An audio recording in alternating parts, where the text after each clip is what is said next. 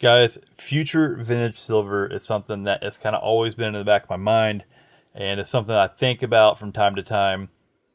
And what is going to be future vintage silver? Now, don't get me wrong, because everything in the future is going to be vintage. It's all about the age of it. But what's going to be kind of sought after? There are lots of small mints out there, lots of small companies that produce phenomenal stuff, produce great stuff. Even big companies still produce really cool stuff that is modern. But what is going to be the stuff that is sought after in the future to make it more of a premium vintage piece? These are a few pieces that I have that I think fit the bill as far as what they are, the looks, how they're stamped, and just overall, their appearance and just how they are put together. Now, don't get me wrong, because like Silvertown, these bars right here, for example, may be a little bit different because Silvertown has been around for a long time. In Silvertown, they already have vintage pieces out. But this Pony Express bar, and they make this in numerous different sizes, 5 ounce, 10 ounce, kilo. But this right here is like the perfect future vintage bar, in my opinion. Just the cool cowboy stamp on it. It is just pretty much cut and dry, simple. Great bar. One of my favorite designs. And I think this is going to make for a really good future vintage bar. Like I said, Silvertown already has a lot of vintage stuff, but I think that's just a great design. I really do. Another one I think that's going to be a really good design and really fits the bill for just vintage silver are these Jaeger's Barebones. These are, as far as like 5 ounce bars that are, just stacking weight, these are my favorite. I really like the Jaegers. These things have a ton of character in them. I mean, they're just, I could see that being a future, sought after vintage bar.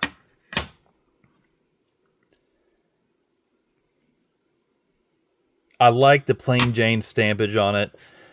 It doesn't have to be nothing fancy. But that is.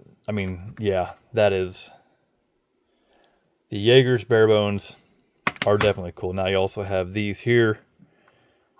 This is a little bit different one. It's got the polished look on it. The 3 diamonds. Lots of character to these bars. This is like modern, it's like modern vintage. So Silvertown also has the retro bars, and the retro bars are not vintage at all.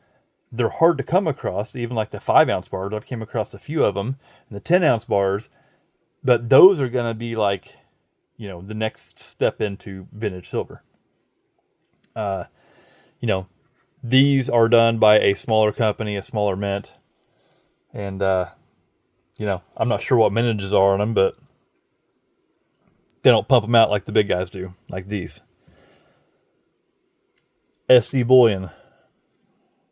They have pumped a bunch of these out. They have quit making these like this. They have this same design in a pressed bar. I think this could be another one. This is the Proclaimed Liberty bar. They've got pressed 1 ounce bars. They had these in the 10 ounce bar. I'm pretty sure that they went up even higher. But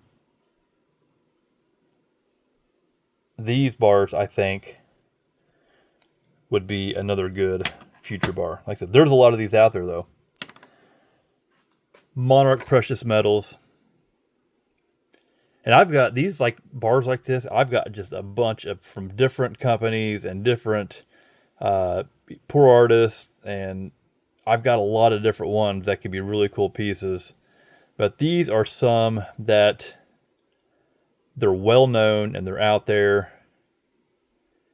and I just think that they become very popular as vintage silver. These Monarch precious metals, some of their older stuff is already sought after and carries a premium, and this is one of their older 5-ounce bars.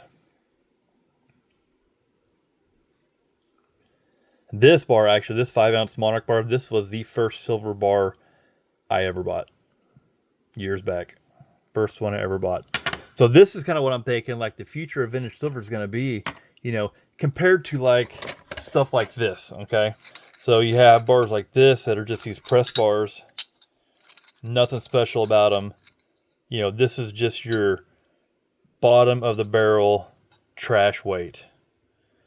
And, you know, this is the stuff, you know, you stack to that goes first, you know, that it's just weight.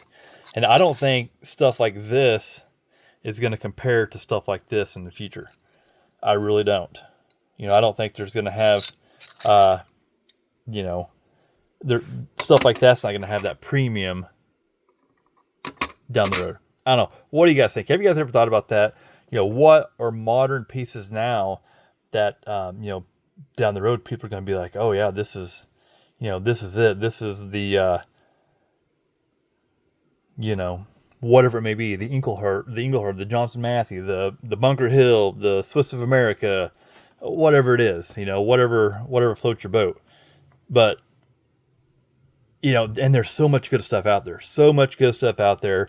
But compared to this mass-produced stuff, that is just like a pressed bar. I don't know. You know, it's just something I think about, and it's something that I like whenever I go through my pieces, and I'm like, yeah, this is gonna be cool vintage silver. So, and I don't know. You know, maybe not. Maybe there's gonna be a giant silver push in the year 2040, and everything we have in our stacks is melted down into one giant barrel, and I don't know. What do you guys think about that? The future of vintage silver. I appreciate your time. Talk to you soon.